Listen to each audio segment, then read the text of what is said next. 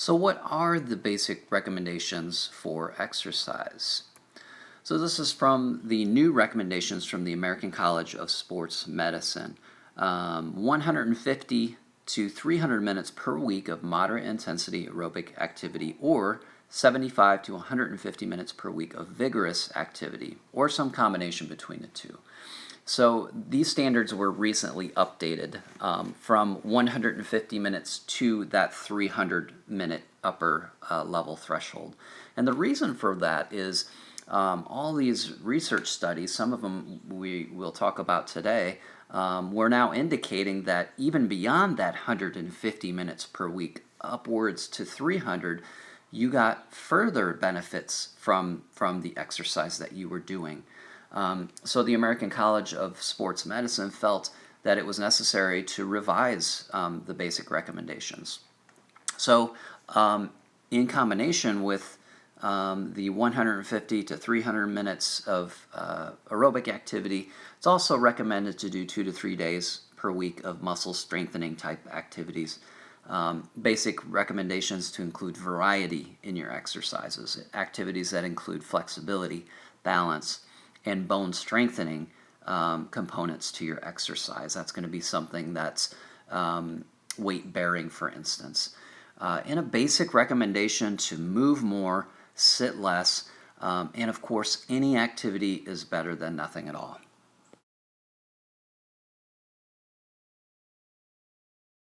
So of course that gold standard of 150 minutes to 300 minutes a week is kind of the best case scenario for exercise commitment and will bring the most benefits.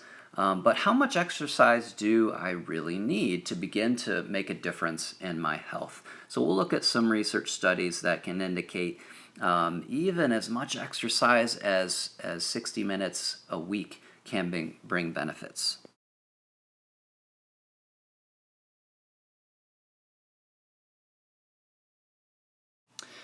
This study is from the Journal of Physiology, and these researchers really wanted to get a better feel for exercise minutes per week below the gold standard, if that can be beneficial. And what they found was that 3 days per week of higher intensity exercise, maybe 15 to 20 minutes per week, has similar benefit as 5 days per week of steady state cardio for about 30 minutes per session. So this would be the difference between doing a high intensity interval training or doing exercise that brings your heart rate to the point where you might find it difficult to talk in complete sentences. So that's a higher intensity versus the steady state cardio, which might be a lower intensity, more brisk walking, for instance. So these researchers actually found that, yes, even 15 to 20 minutes per week, 3 days per week at a higher intensity level can bring about some of those same physiological adaptations and improvements in health. So we're looking at improvements in the lipids, cholesterol numbers looking better, the bad cholesterol, the LDL going down, the good cholesterol going up, reduced blood pressure, improvements in glucose metabolism, so improvements in insulin resistance as well if you're already diabetic. So great news if you're somebody that doesn't have the time or doesn't want to put forth that 150 to 300 minutes per week. Even commitment levels at 3 days a week, 20 minutes per session, if you're going at it a little harder, a little bit more higher intensity, can still bring some of those wonderful health benefits. Exercise and longevity. So certainly all of the benefits we get from exercise add dividends in terms of longevity and living a longer, healthier life. So we'll take a look next at a study. This is in the 2014 Journal of American Medical Association study. And the researchers really wanted to look at fitness, cardiovascular fitness level versus all causes mortality. So basically, really looking at individuals of varying fitness levels and their risk of death due to chronic type conditions and all-cause mortality. So they found in this study that individuals who are sedentary have a 500% greater risk of death than individuals who have elite level of fitness. So this is more of an example of comparing somebody who's sedentary to comparing somebody who is doing that 150 to 300 per week exercise routine. So that is a stark contrast between those two individuals. And even when you look at another group that they evaluated, individuals who are below average for physical fitness have a 200% greater risk of death than those individuals who are above average for physical fitness. So this is really looking at individuals who are below average and individuals who are slightly above average. So that might be somebody that's striving to do the minimum or a little bit beyond the minimum, somewhere probably below that 150 minutes per week, and still the results are quite impressive for those individuals and longevity.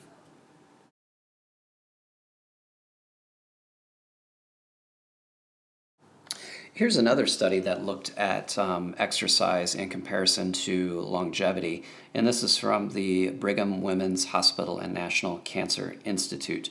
It looked at brisk walking as the mode of exercise and what that can do for longevity, and they found that in this longitudinal study, individuals that exercised at least 75 minutes per week doing brisk walking added about 1.8 years to their life.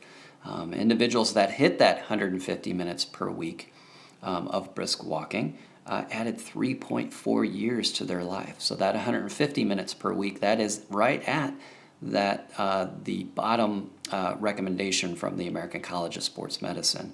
And the study also found that by maintaining a healthy weight and walking that 150 plus minutes per week, that could add 7.2 years to your life. So again, exercise is medicine.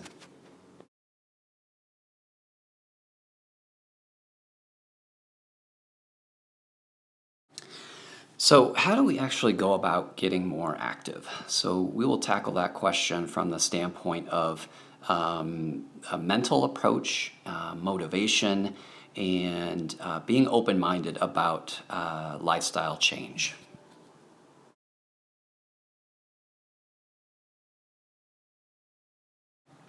So getting more active, what is my plan? So chances are, if you're having thoughts about getting more active, there's some bit of motivation inside you that's pushing you, that's driving you to make those considerations, whether it's health related, whether it's I want to feel better, or it's appearance, or whatever that is.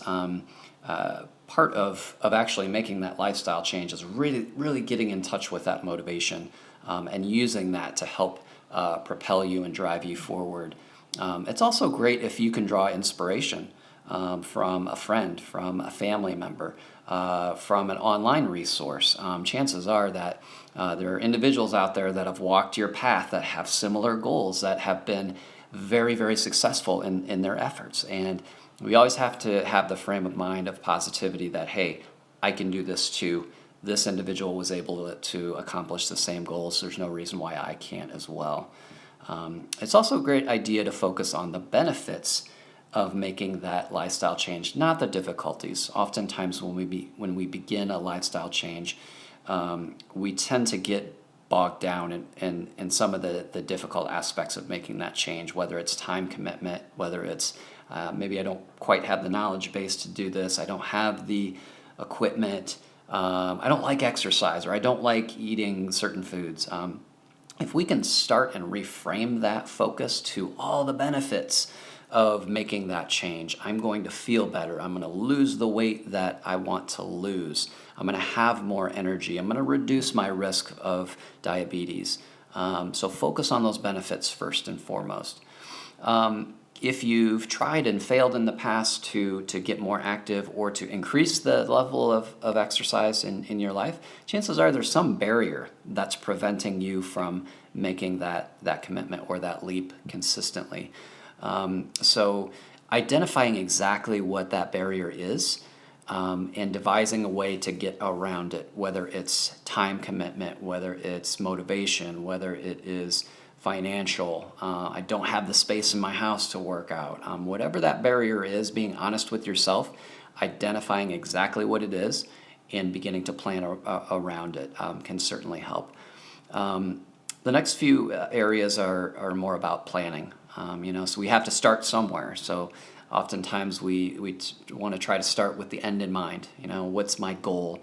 So setting some basic goals in terms of what you want to accomplish, prioritizing, and really developing a plan. How am I going to get there? And of course, we got to start somewhere. So it's a great idea to circle a date on the calendar, as whether that's next week, next month, 2 months from now. That will help provide a little extra motivation to recognize that, hey, I've made this commitment. I know that my start date is right around the corner, and I still have some planning to do. Celebrate every success that you have, whether that is, hey, I'm just feeling better, or I've been able to get to the gym 3 days a week for the last 2 weeks, and that was my initial goal, or I hit that 5-pound weight loss threshold. Whatever that is, celebrate it along the way, because any meaningful change and the results we get are worth success and worth celebrating. And as well, on the same token, take setbacks in stride and don't let it derail you indefinitely.